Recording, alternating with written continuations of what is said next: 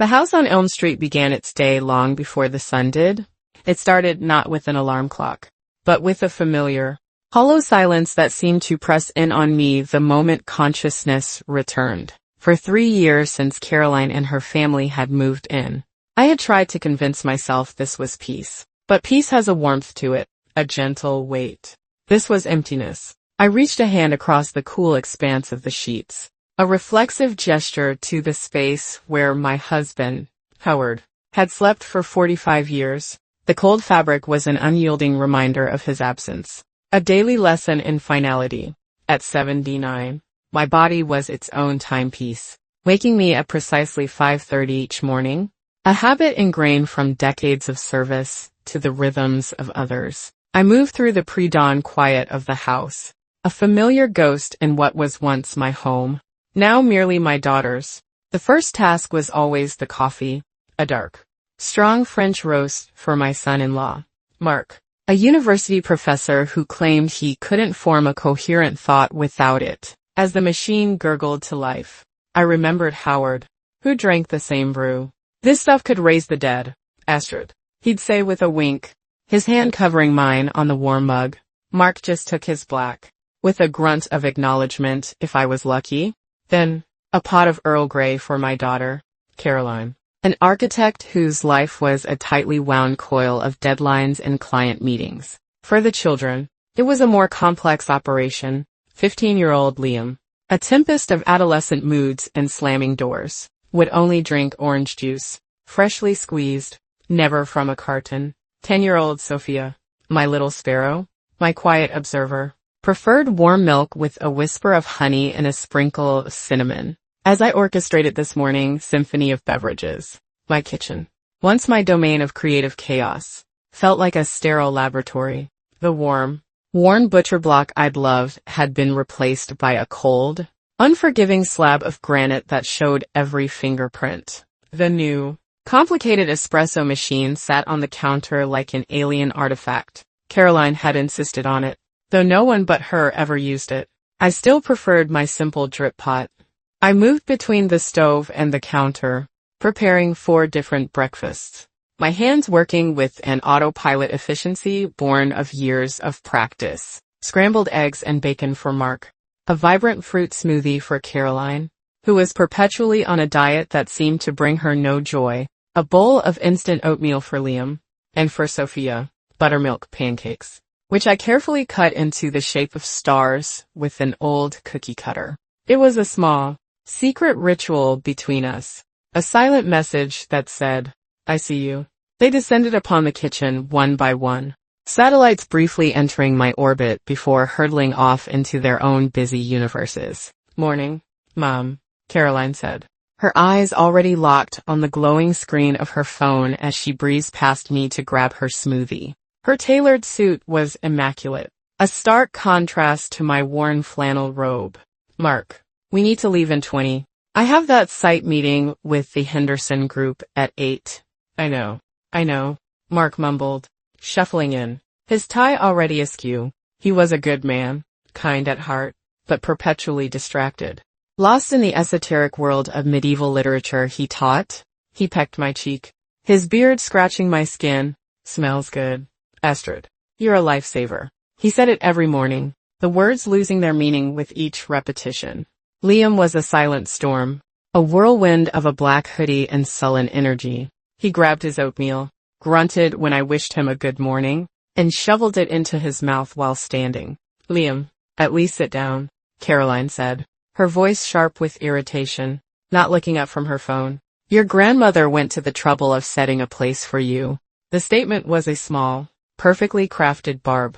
It wasn't about manners. It was about reminding everyone of the trouble I was, the extra work I created, even when I was the one doing all the work. Liam just rolled his eyes and was gone, leaving a trail of spilled milk on the floor that I quietly wiped up with a damp cloth. Only Sophia offered a genuine connection. She slipped onto her stool at the kitchen island, her large, sensitive eyes, so like my Howard's, fixed on the star-shaped pancakes. "Good morning, Grandma," she whispered, as if sharing a secret in a room full of noise. "Good morning, my little star," I whispered back, placing the plate in front of her for that fleeting moment. As she smiled up at me, her face illuminated by a rare, pure joy. The cavernous loneliness of the house receded. I was not just a function, a provider of meals and clean laundry. I was Grandma. I was loved. But the moment, as always, was brief. Sophia, eat quickly. Caroline called from the hallway, her voice a whip crack of impatience. You'll be late for your math tutor. And don't dawdle talking to Grandma. She has a lot to do today.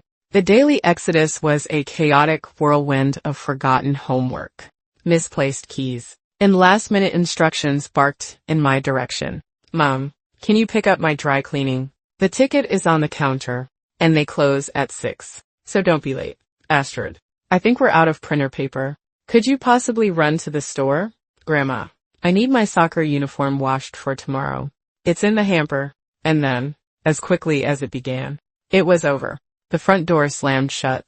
The sound of Caroline's hybrid engine whirring silently away, and the house fell into a profound quiet. I stood in the center of the kitchen, a battlefield of their morning haste. Dirty dishes cluttered the sink. Sticky fingerprints marred the granite countertop, and a half-eaten piece of toast lay abandoned on a plate. I was the invisible hub around which their busy lives revolved. The silent, steady engine that kept their world running smoothly. They depended on me for everything, yet they saw me for nothing at all. And as I began to clear the table, my own breakfast long forgotten and cold, I felt a familiar, weary ache that had nothing to do with my aging joints. It was the ache of being utterly, completely, and invisibly essential.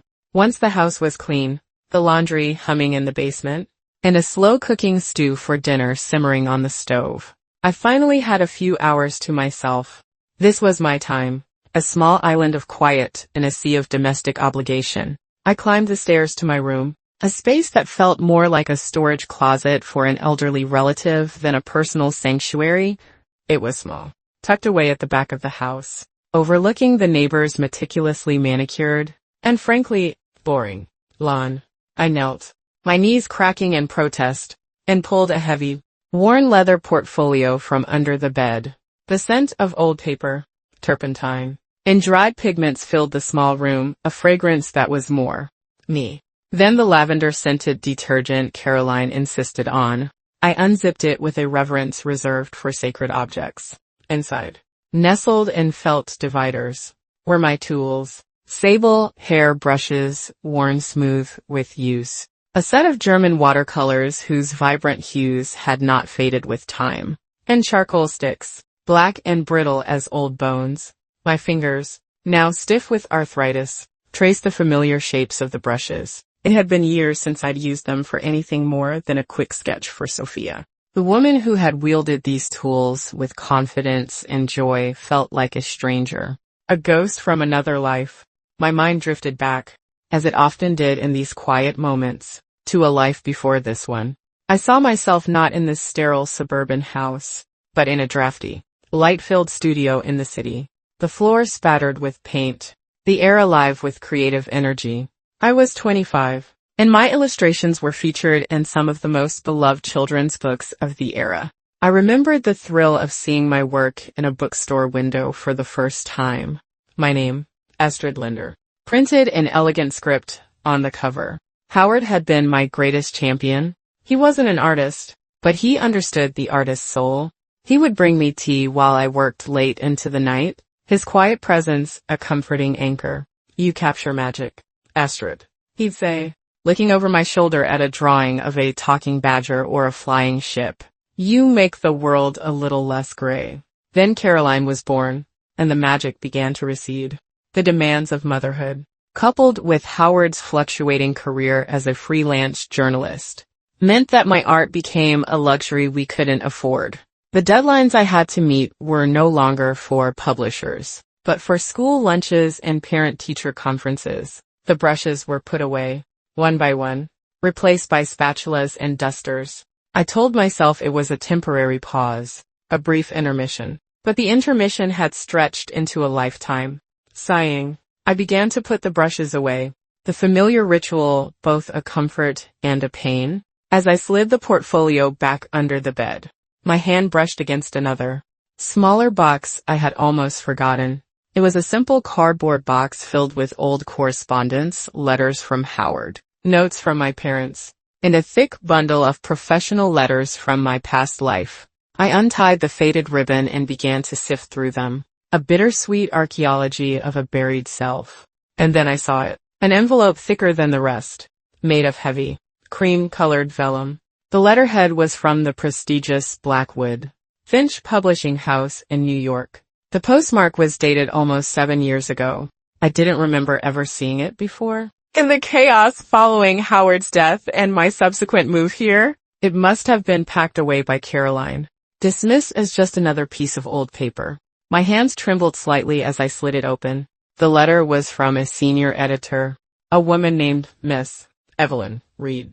Dear Miss Linder, I am writing to you on behalf of Blackwood Finch. We are currently compiling a retrospective volume titled The Golden Age of Ink, a tribute to the forgotten women of mid-century illustration. Your name and your incredible body of work came up repeatedly in our research. The whimsical yet profound quality of your illustrations for the Whispering Woods series, in particular, represents a significant and, we feel, criminally overlooked contribution to the art form. We would be deeply honored if you would consider participating in this project. This would involve an extensive interview, the rights to reproduce a selection of your original artwork, for which you would be handsomely compensated, and potentially a small, curated exhibition at the Morgan Library Museum in New York to coincide with the book's launch. We understand you have been out of the public eye for some time, but we believe your story and your art deserve to be celebrated. It is a legacy that should not be allowed to fade away. We eagerly await your response. I read the letter once, then twice, the words blurring through a sudden film of tears. A legacy. They had used that word, the very thing I felt I had lost. Sacrificed on the altar of domestic duty. For 7 years, this opportunity, this lifeline back to the person I once was, had been sitting in a dusty box under my bed. A wave of emotions washed over me, a profound, aching regret for the lost years, but also a tiny, flickering spark of something I hadn't felt in a long, long time. It was the ghost of an old ambition, the whisper of a forgotten dream. I looked at my gnarled, arthritic hands, and for the first time in years, I didn't just see the hands of a grandmother who made star-shaped pancakes. I saw the hands of an artist. I carefully folded the letter and placed it on my small bedside table. I didn't know what I would do with it. The idea of responding, of stepping back into that world, felt both terrifying and exhilarating. But for now, just knowing it was there, that someone out there remembered and valued the work of Astrid Linder, was enough. It was a secret, a small, precious flame cupped in my hands, and I would guard it against the cold, indifferent winds of my current life. The discovery of the letter from Blackwood Finch shifted something fundamental within me. The quiet hum of resentment that had been my constant companion for years now had a name and a shape. It was the ghost of a life not lived, a future I had forfeited. As I went about my daily chores, the words from the letter echoed in my mind. A legacy that should not be allowed to fade away. That evening, the tension in the house was palpable. Caroline returned from work late, her face a tight mask of stress. She had lost a major bid for a new city library project, and the air crackled with her frustration. Dinner. A shepherd's pie I had lovingly prepared because I knew it was her childhood favorite, was met with a stony silence. I can't believe I lost it to Henderson Architects, she muttered, stabbing at her food with a fork. Their design was so derivative. It's all about who you know, not what you can do. I saw an opening, a chance to connect. I know the feeling, I said softly. In the illustration world, sometimes the commissions went to artists with better agents, not necessarily better talent. Caroline looked up, her eyes cold and dismissive.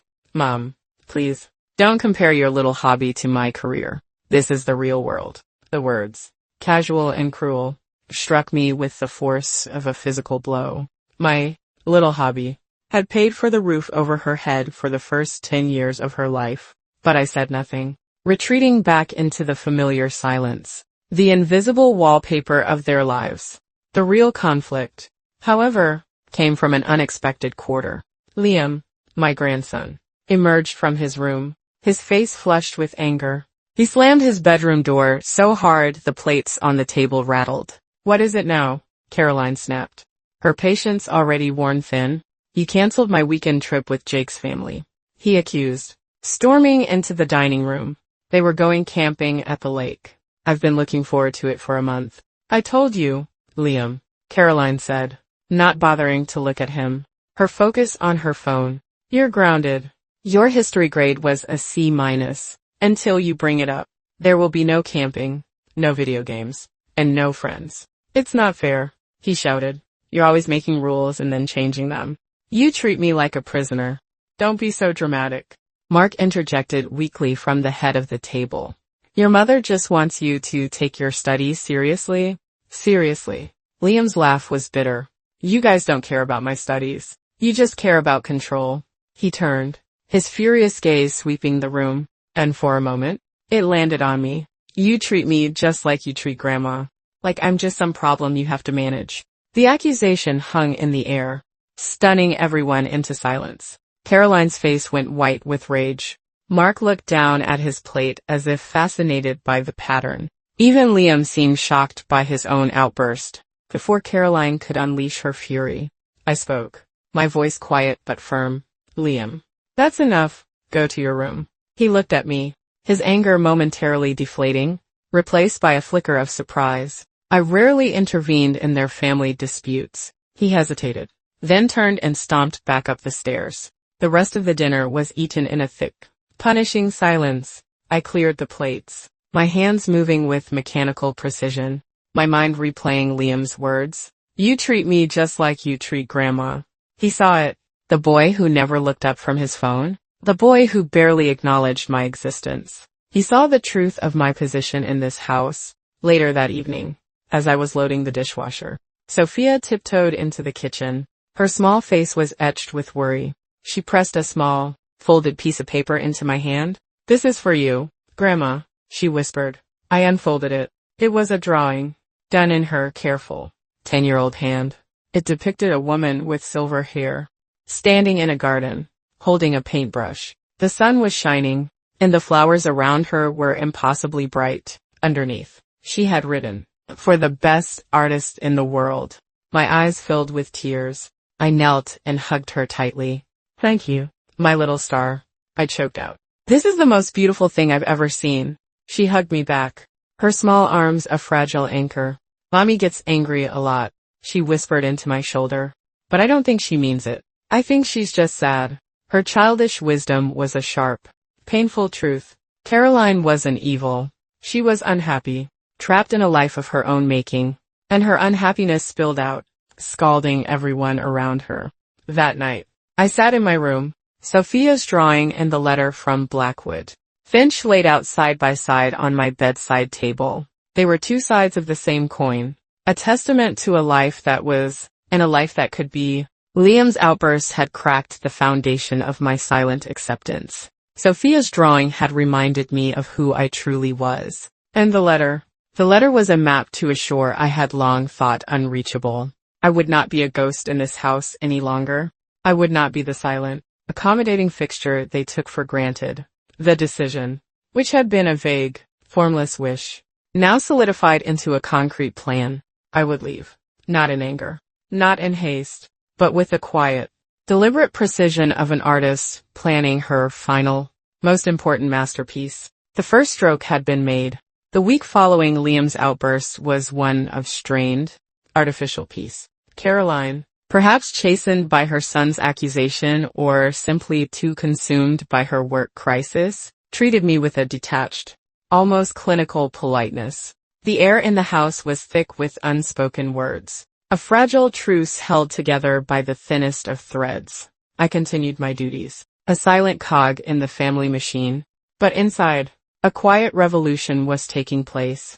The letter from Blackwood Finch was no longer just a memento. It was a promise, a destination. The catalyst for my final decision came not in the form of a dramatic confrontation, but as a quiet, almost casual act of cruelty that was, in its own way, far more devastating. It centered around Sophia. Her elementary school was hosting its annual Grandparents' Day, an event I had always looked forward to. This year, however, was different. The theme was sharing our talents, and each class was inviting a grandparent with a special skill to give a small demonstration. Sophia, with a pride that made my heart ache, had nominated me. Grandma is a real artist, she had announced to her teacher, Mrs. Gable. She used to draw pictures for famous books. The invitation arrived a week later, a colorful, hand-drawn card from Sophia herself. Dear Grandma, it read, in her careful, looping script, please will you come to my school on Friday and be our special artist? You can show everyone how to draw a flying ship. Love, Sophia. For the first time in years, a genuine, unadulterated joy bloomed within me. This was more than a school event. It was a chance to reclaim a piece of my lost identity, to be seen not as the family cook and laundress, but as Astrid Linder, the illustrator. More importantly, it was a chance to be a hero in my granddaughter's eyes. I threw myself into the preparations with a fervor I hadn't felt in decades. I unearthed my best sable hair brushes from the leather portfolio, cleaned them until they shone, and bought a new set of high-quality watercolor paper. I spent hours in my small room, sketching out ideas, practicing the fluid lines of the fantastical airships that had once been my trademark. The familiar feel of the brush in my hand was like a reunion with a long-lost friend. My fingers, though stiff, remembered their old magic. I felt alive, vibrant, seen. The day before the event, I had everything ready. A portfolio of my old illustrations to show the children, fresh paper, pots of bright paint, and a step-by-step plan to guide them in creating their own magical vessels. I felt a nervous, happy flutter in my stomach, a feeling I had thought long dead. On Friday morning, the house was in its usual state of controlled chaos. I was already dressed in a simple but cheerful blue dress, my art supplies packed neatly in a canvas tote bag by the door. Sophia was vibrating with excitement, her eyes shining. All my friends are so excited to meet you, Grandma, she said, bouncing on her toes.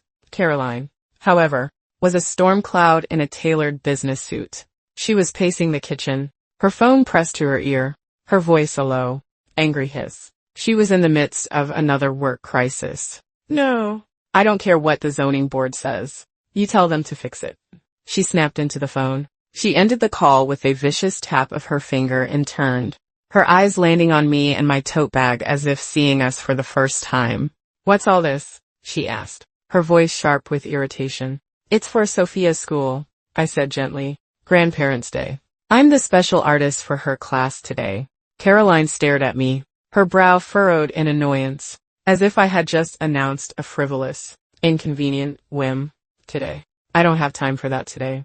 Mom, I have to go put out this fire at the Henderson site. It's all right, dear, I said. I can take a taxi. Sophia and I will be fine. She let out an exasperated sigh. You're not listening. I can't leave Liam here alone. He's sick today.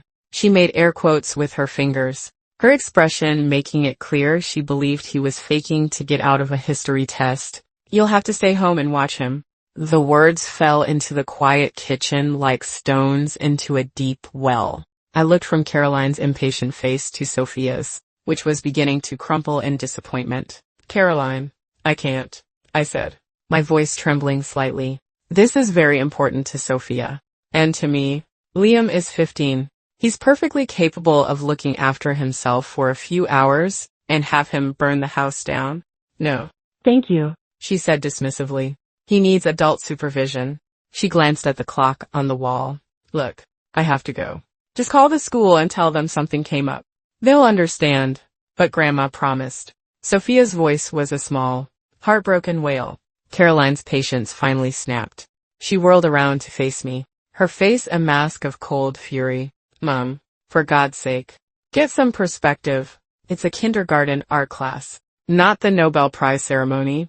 I am trying to salvage a multi-million-dollar project, and you are getting hysterical over some finger painting. It's just not that important. It's just not that important.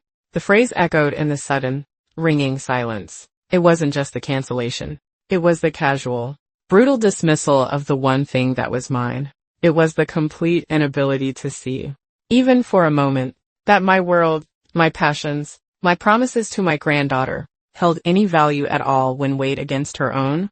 I looked at my tote bag, filled with my resurrected hopes. I looked at Sophia's tear-streaked face. And then I looked at my daughter, this successful, powerful woman who was a complete stranger to me. You're right, Caroline, I said, my voice eerily calm. You're absolutely right. I turned, walked to the phone, and called the school. I left a message for Mrs. Gable, my voice a monotone, explaining that a family emergency had come up and that Mrs. Lindgren would be unable to attend. Then I walked back to my room, leaving my daughter standing in the kitchen, already pulling out her phone to deal with her next, more important, crisis. After Caroline left, a whirlwind of righteous fury slamming the door behind her, the house fell into a profound and heavy silence. I could hear Liam upstairs in his room, the muffled bass of his music, a dull, throbbing heartbeat for a home that had none. Sophia had retreated to her own room, and I knew she was crying, a quiet, heartbroken grief that I felt as if it were my own. I didn't go to her. What comfort could I offer? Empty platitudes about how Mommy didn't mean it. We both knew she did. Instead, I felt an irresistible pull, a need to escape the sterile, modern spaces of the main floor. I walked past my own small room and headed for the narrow, steep staircase that led to the attic. The air up there was thick with the scent of cedar, old paper, and time itself. Dust motes danced in the single beam of light slanting from a grimy dormer window. This was the house's memory, a repository for all the things Caroline had deemed too old, too sentimental, or too cluttered for her new life. Here were my husband's old tweed jackets, still faintly smelling of his pipe tobacco, boxes of my parents' letters, and the rocking horse David had loved as a child. And in the far corner, under a dusty canvas sheet, was the old leather portfolio and a simple cardboard box. My past. I sank onto a lopsided wooden trunk, the cold seeping through my dress. The disappointment from the morning was no longer a sharp, hot pain, but a deep, settled ache. It was the ache of a final truth being accepted. Caroline hadn't just canceled an art class. She had, with a casual wave of her hand, invalidated my entire existence, past and present. My little hobby, my life's work. It was all just an inconvenience to her. My hands, trembling slightly, went to the cardboard box first. I untied the faded ribbon. Inside, nestled amongst old contracts and letters from publishers, was a smaller, sturdier box. I opened it, and my breath caught. It was the small, beautifully bound portfolio of my original illustrations for the Whispering Woods series, the ones I had thought lost during one of our many moves. But it wasn't just sitting there. On top of the illustrations was a small, folded piece of paper. It was Sophia's drawing of me in the garden, the one she had given me after Liam's outburst. For the best artist in the world, she must have found the box and hidden her drawing inside. A secret offering, a small act of preservation. She had saved my past for me, a wave of love for my granddaughter, so fierce and protective it was almost painful, washed over me. She saw me, in this house of blind ambition and willful ignorance. This one small soul saw me for who I truly was, with newfound resolve. I lifted the illustrations out and opened the portfolio. The colors were still vibrant, the lines still full of a fluid, joyful energy. I saw the mischievous glint in the badger's eye, the delicate tracery of frost on a fairy's wing. This was the work of a woman who believed in magic, who saw the world not as a series of problems to be solved, but as a place of wonder to be captured. Who was that woman? Where had she gone? My fingers brushed against the inside cover of the portfolio, and I felt the familiar, embossed leather of Howard's inscription. He had given me this portfolio on our 5th anniversary. I traced the words, my eyes blurring with tears I refused to let fall. To my dearest Astrid, my one and only muse, may your heart always see the magic And may your brushes never gather dust. All my love. Ush. May your brushes never gather dust. The words were a loving rebuke from the grave. I looked at my hands, gnarled and stiff with age, the hands of a cook and a cleaner. Not an artist. I had let them gather dust. I had betrayed not only myself, but the man who had believed in my talent more than anyone. I sat there for a long time. Silence of the attic, a comforting shroud. I held Sophia's drawing in one hand and Howard's inscription under the other. The past and the future. A child's faith and a husband's love were calling to me. The decision, when it came, was not an angry one. It was not a rebellion. It was a quiet, profound alignment with my own soul. I would not stay here to be slowly erased. I would not allow my legacy to be a collection of well-dusted surfaces and perfectly cooked meals. My legacy was in the ink and the watercolor, in the magic I had once known how to capture. I made a pact in that dusty attic. A silent promise to the ghost of my husband, to the faith of my granddaughter, and most importantly, to the young woman who had once dared to draw flying ships. I would leave. I would find a place where my brushes would not gather dust. I would go and find Astrid Linder again, before she faded away completely. The pact I made with myself in the attic was a silent, internal shift. But it changed everything. When I descended the steep stairs back into the main house, the air no longer felt oppressive. The sterile, modern furniture no longer seemed like a personal affront. It was all simply irrelevant. I was a guest in a stranger's house, and my stay was coming to an end. My first act of quiet rebellion was not to pack a bag, but to make a phone call. I looked up the number for Blackwood, Finch Publishing in New York, my heart thrumming a nervous but steady rhythm. I asked for Miss Evelyn Reed, the editor who had written to me 7 years ago, half expecting to be told she had retired or moved on. This is Evelyn Reed, a crisp, intelligent voice answered. Miss Reed, I began, my own voice surprisingly firm. My name is Astrid Linder. You wrote to me some years ago regarding a retrospective project on mid-century illustrators. I apologize for the unconscionable delay in my response. I misplaced your letter. I only just found it. I was calling to inquire if the project is still a possibility. There was a moment of stunned silence on the other end of the line, followed by an audible gasp. Astrid Linder. The Astrid Linder. My God. We thought you had. Well, we couldn't find you anywhere. The project was put on hold, but never canceled. We couldn't find anyone who could replace your contribution. Are you serious? I am very serious, I said, a smile touching my lips for the first time that day.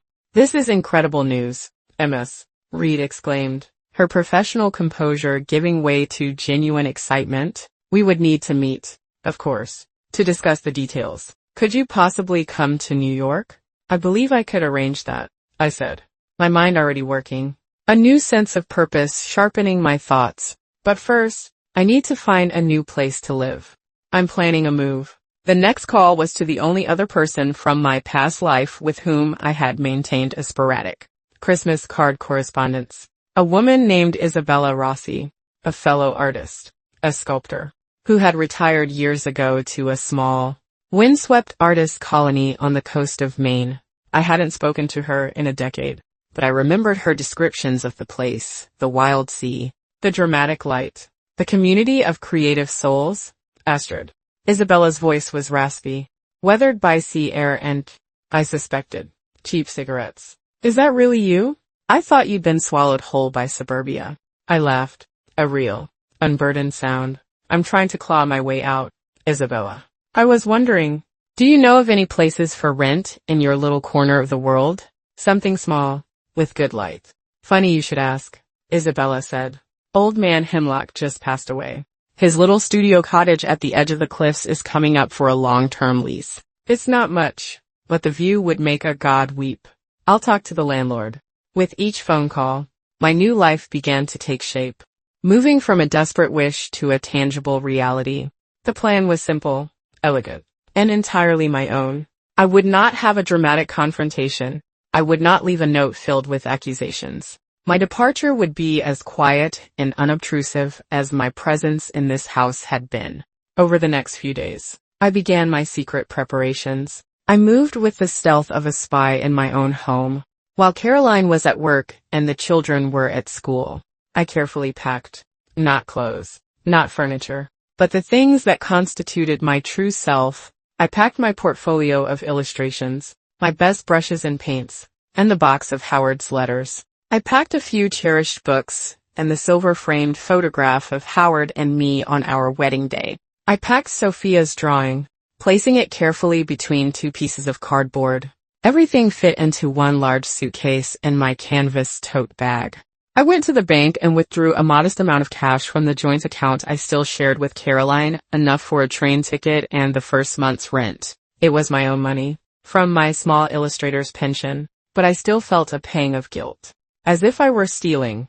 Then I reminded myself of the years of unpaid labor I had given this family, and the guilt vanished. The entire process was methodical, calm, and imbued with a sense of profound, liberating purpose. I was not running away from a life. I was running toward one. I was an archaeologist, carefully excavating my own buried identity, preparing it for its journey back into the light. The morning of my departure was a Monday, a day chosen with deliberate care. Mondays were the most chaotic. The day when the demands of the coming week descended upon the house like a frantic storm in the midst of their haste. My absence would be, at first, a minor detail, a puzzle to be solved later. I rose at my usual 5:30, the house still wrapped in a deep, pre-dawn slumber. I moved through my morning rituals for the last time, but with a new, almost sacred intentionality. I made the coffee for Mark, the tea for Caroline, the juice for Liam, and the warm, honeyed milk for Sophia. I didn't make pancakes. Instead, I took a single, perfect strawberry from the carton and placed it in a small bowl next to Sophia's glass, a silent, final message of love. Then, I sat down at the cold granite kitchen island and wrote my letter. It was not a letter of anger or recrimination. I had sifted through all my bitterness and resentment in the quiet of the attic, and what remained was a simple, unadorned truth. My handwriting was steady, the loops and curves of the letters familiar and firm. My dearest family, please do not worry. I am safe and well. I have simply gone away for a while, to a place where I can hear myself think.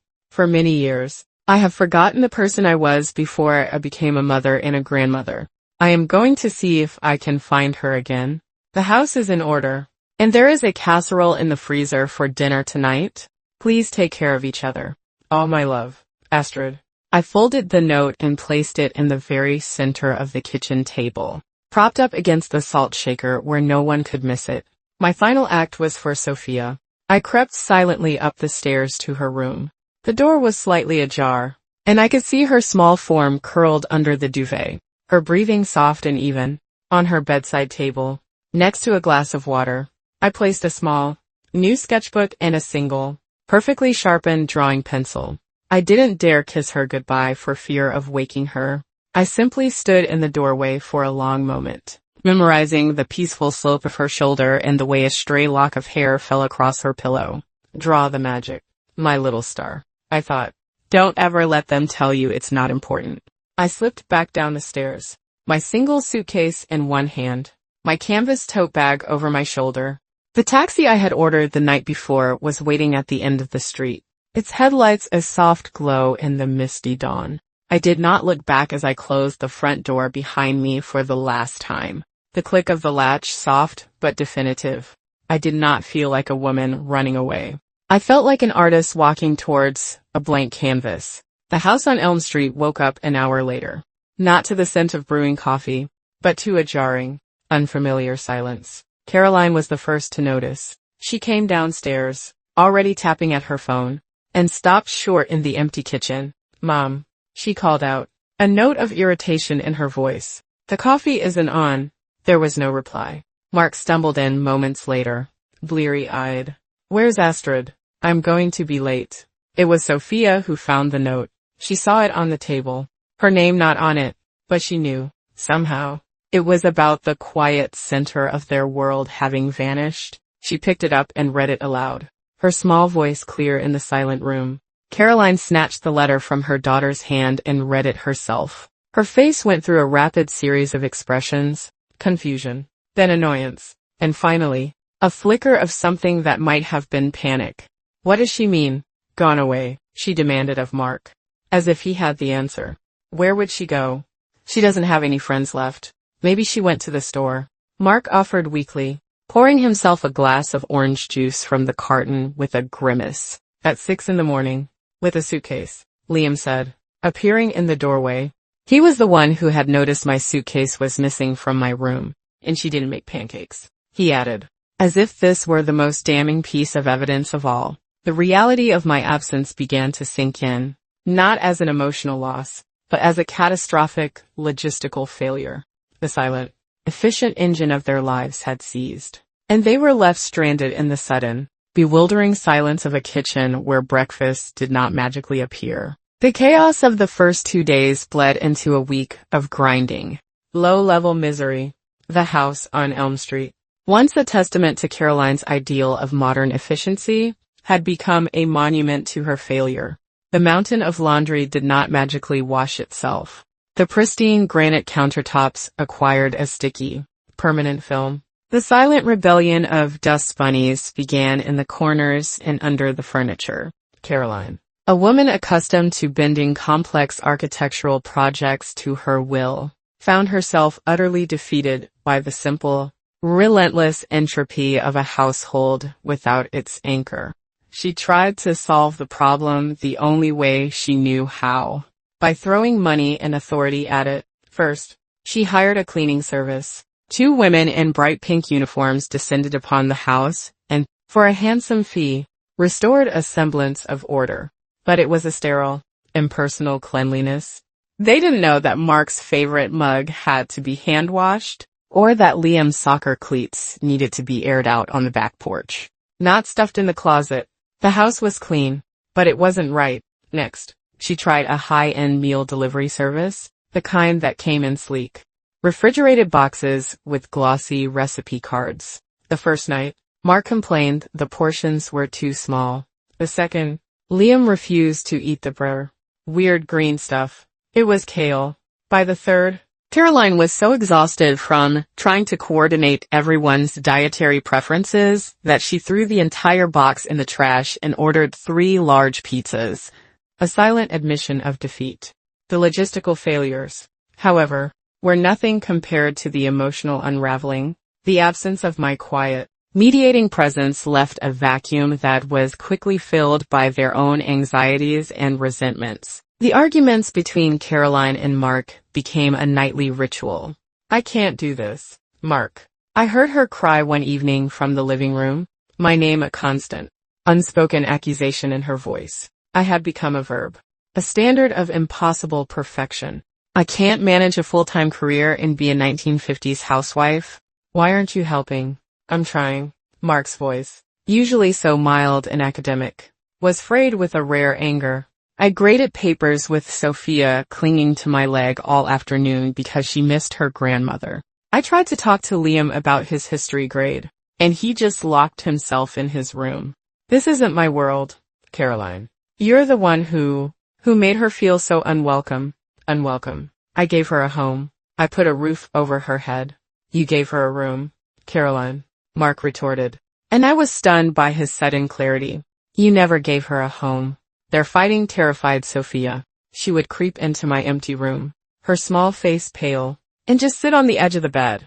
Running her hand over the indentation my body had left in the mattress, she was looking for my ghost, for the comfort that had vanished. It was after one particularly vicious argument, nearly 10 days after my departure, that Caroline finally broke.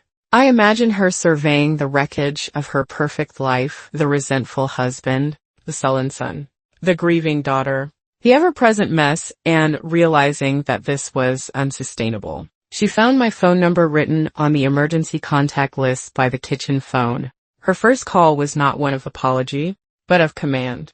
My phone, which I had finally turned back on, buzzed on the small table in my seaside cottage.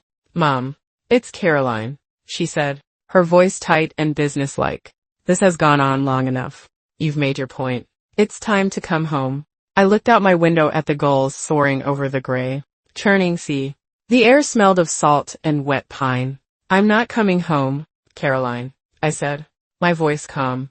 Don't be ridiculous, she snapped. You can't possibly be happy wherever you are. What are you even doing? I'm painting, I said simply. There was a beat of confused silence. Painting. Mom, this is not the time for your hobbies. Your family needs you. My family, I replied, needs to learn to function without a live-in servant. I am not a solution to your logistical problems, Caroline. Fine, she said, her voice rising in frustration. What do you want? An apology. Okay, I'm sorry. I'm sorry I was stressed and said things I shouldn't have. Now, can you please just get on a train and come back? It was the most insincere apology I had ever heard. It was a transaction. She was offering a few empty words in exchange for the restoration of her comfortable life. No, I said. And the word was not angry, just final. That's not good enough. I ended the call, my hand steady. I knew this was not the end. It was merely the end of the beginning. She had tried to solve the problem with money and with commands. Both had failed. Now, I wondered, would she ever learn to solve it with love? While the house on Elm Street was descending into a state of domestic anarchy, I was breathing in the scent of salt and freedom. The train journey to the coast of Maine had been a quiet revelation. With every mile that clicked by, I felt the weight of my old life lifting. The years of silent service and unacknowledged labor receding like a distant shoreline. Isabella Rossi, my old artist friend, met me at the small, windswept station. She was exactly as I remembered her from our brief, infrequent correspondence over the years. A compact, energetic woman with a face weathered by sea air and a mischievous glint in her eyes. She enveloped me in a hug that smelled of turpentine and tobacco. Astrid Linder, she said, holding me at arm's length. I knew you had it in you to escape. I just didn't think it would take you this long. The cottage she had secured for me was perched at the edge of a cliff, overlooking a dramatic expanse of the Atlantic. It was tiny, just a single large room with a sleeping loft, a small kitchenette, and a bathroom. But its entire north-facing wall was a single, vast window. And the light that poured in was a painter's dream, cool, clear, and constant. It was more than a house. It was a sanctuary. My new life began to take shape, not in grand gestures, but in small, quiet acts of self-reclamation. I unpacked my few belongings, arranging my brushes and paints on the simple wooden desk that faced the sea. I bought groceries from the small village store, rediscovering the simple pleasure of choosing food for myself alone. I walked for hours along the rocky coastline, the wind whipping my hair and the roar of the surf washing away the last vestiges of my old life. And then, I began to work. At first, my hands felt clumsy, the brushes unfamiliar, but I pushed through the doubt. And slowly, the old magic began to return. I was not, however, entirely disconnected from the world I had left behind. My role had simply changed from participant to observer. A few days after Caroline's first failed attempt to summon me home, I received a hesitant, secret call from Sophia. Grandma, she whispered into the phone, clearly hiding in her room. Are you really painting by the sea? Yes. My little star, I said, my heart aching with love for her. I am. It's not very nice here anymore, she confessed, her voice small. Mommy and Daddy are fighting all the time. And Liam. He ordered 12 pizzas yesterday and told the delivery guy that Daddy would pay for it. I listened as she recounted the small, daily disasters, the escalating chaos of a home without its center. I felt a pang of guilt, a maternal instinct to rush back and fix everything. But I held my ground. This was a storm they had to weather themselves. I offered her comfort, told her stories of the seals I'd seen on the rocks, and promised we would talk again soon. My new life was taking root, nurtured by the validation I had craved for so long. I had a long, productive video call with Miss Evelyn Reed from Blackwood, Finch. She was even more enthusiastic in person, her face lighting up as I showed her the new sketches I had started. Astrid, these are magnificent, she'd said, peering at the screen. There's a new power in your lines, a new freedom. The Morgan Library is already clearing a space for your exhibition. This is going to be a major cultural event, a solo exhibition. At the Morgan, the word still felt like a dream. The project gave my days a structure and a purpose that had nothing to do with anyone else's schedule. I was working for myself, on my own terms, and the feeling was intoxicating. I was an artist again, and yet, I was also a grandmother. I couldn't completely sever the ties. I watched from afar, a distant, silent observer, as the family I had left behind struggled to find its footing. I knew, from Sophia's whispered phone calls, that Caroline's attempts to manage the household were failing. I knew that the arguments with Mark were growing more frequent and more bitter. I was a spectator to their slow-motion collapse, my heart torn between the relief of my own freedom and the lingering, painful love I still felt for them. I was waiting, though I didn't know for what. I was waiting for a sign that they were not just missing my labor, but that they were beginning, finally, to miss me. The sign I was waiting for came nearly a month after my departure. It arrived on a Tuesday evening, just as a thick sea fog was rolling in, blanketing my small cottage in a soft, gray silence. I was working at my desk, lost in a detailed watercolor of a lobster boat moored in the harbor. When my phone rang, it was Caroline. I hesitated before answering, bracing myself for another round of frustrated demands or guilt-laden accusations. But when I finally picked up, the voice on the other end was one I had not heard in years. It was stripped of its usual sharp, executive authority, its impatient edge sanded down by exhaustion and defeat. "Mom," she said, and the word was not a summons, but a question. "I'm here, Caroline," I replied, my own voice softer than I intended. There was a long, heavy pause, filled not with the usual background noise of their chaotic house, but with what sounded like a shaky, indrawn breath. I called to see how you are," she said, the words clumsy and unfamiliar on her tongue. It was the first time in recent memory she had initiated a call without a request attached. Are you happy there?" The simple question, so devoid of agenda, caught me off guard. "Yes, Caroline," I said, truthfully. I'm painting again." "I know," she said quietly. "Sophia told me. She said you're having an exhibition in New York." There was no sarcasm in her voice, only a note of weary wonder, as if she were speaking of a stranger.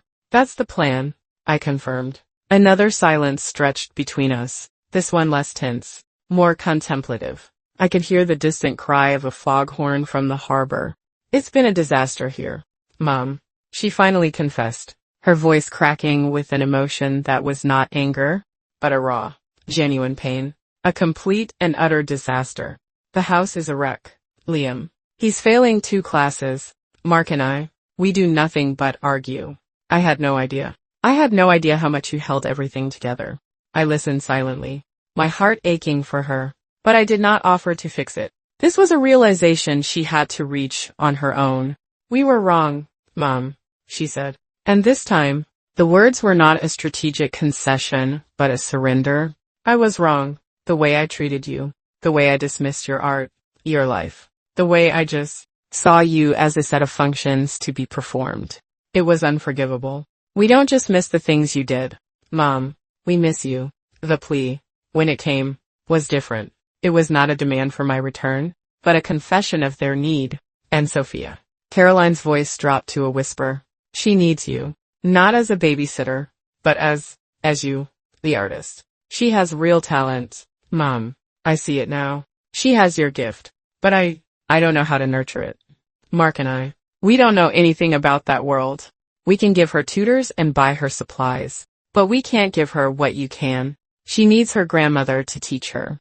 It was a masterful move, but this time it felt unintentional, born of a desperate, dawning self-awareness. She was not just asking for a housekeeper to return. She was finally, humbly, acknowledging my true identity, my intrinsic value, and offering me the one role I had always craved, that of a mentor to my granddaughter, a guardian of the legacy. "She's been drawing constantly since you left," Caroline continued, her voice thick with tears.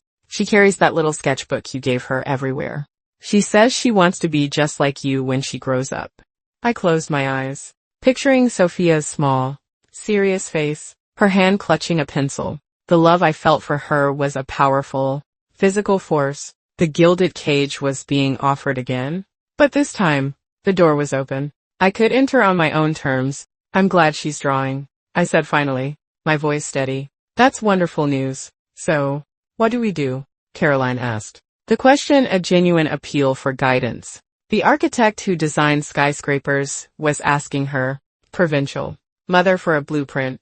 I looked out my studio window at the sea, at the endless, open horizon where the fog was beginning to lift, revealing a sky washed clean. I thought of the letter from Miss Reed, of the exhibition at the Morgan, of the new life that was just beginning to bloom. And I knew what my answer had to be. It was an answer that held both a boundary and a bridge. I won't be coming back to live in that house, Caroline, I said, my voice gentle but firm. My life is here now. But if you'd like, you can bring Sophia here for the summer. She can learn from me in my studio, by the sea. My counter offer was met not with the stunned, calculating silence of before, but with a soft, choked sound of relief. It was as if I had thrown a lifeline to a drowning woman. Here, Caroline repeated. But this time the word was not a challenge. It was a whisper of hope. To Maine, for the whole summer. The invitation is for Sophia, I clarified gently, establishing the new terms of our engagement. I have a spare room in my cottage. She would have her own space, and we could spend our days painting by the sea.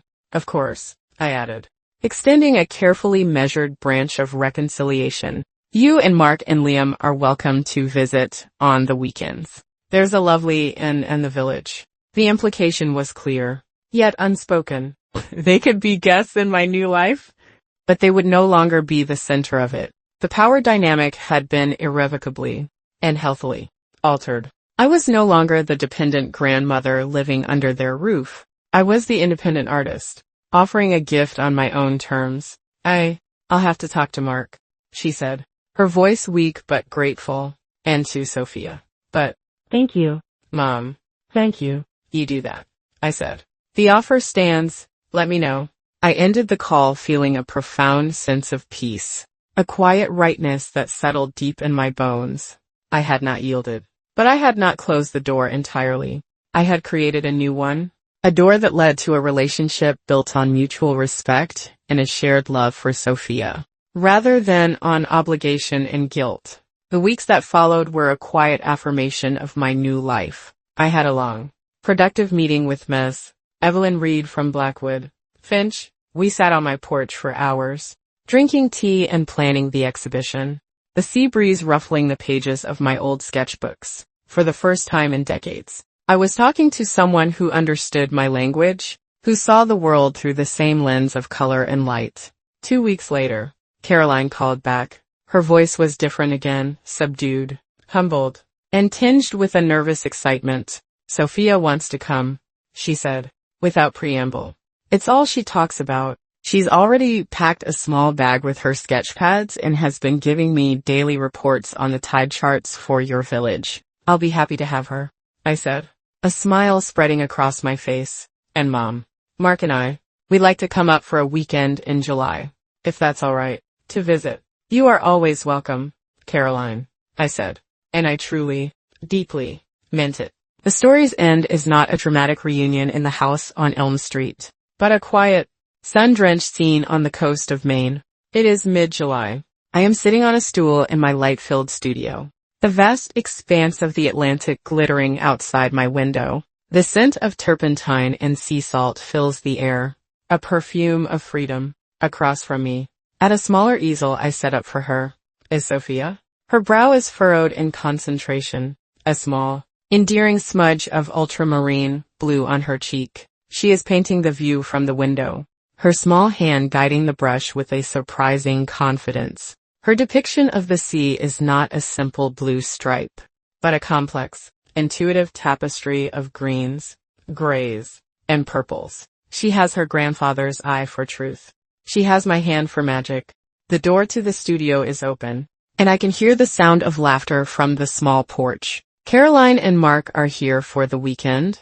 They are not staying with me, but at the village inn, as I had suggested. They came bearing not instructions or complaints, but a gift. It was a professional, beautifully crafted wooden easel, far sturdier and more elegant than the rickety one I had been using. "We thought you might need this for your exhibition," Mark had said, his voice thick with an emotion he couldn't quite name. "We're so proud of you, Astrid."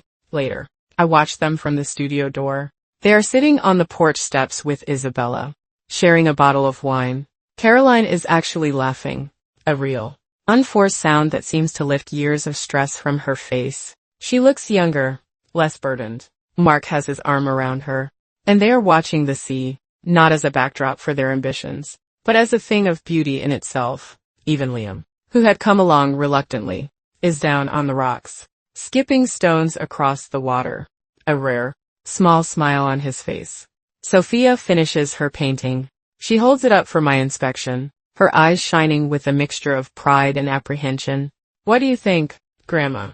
I look at her painting. It is messy and imperfect, as all true art is at the beginning, but it is also vibrant, honest, and full of a fierce, untamed joy. "It is the most beautiful thing I have ever seen, I think," I say, my voice catching in my throat as I pull her into a hug, the scent of her hair and the faint smell of paint filling my senses. "That it is a masterpiece, a perfect new beginning," she beams, and together, we turn to look out at the endless, open sea. The sun is beginning to set, painting the sky in the soft, hopeful colors of a new dawn, my dawn, and for the first time in a very long time, I know, with an unshakable certainty, that my brushes will never gather dust again.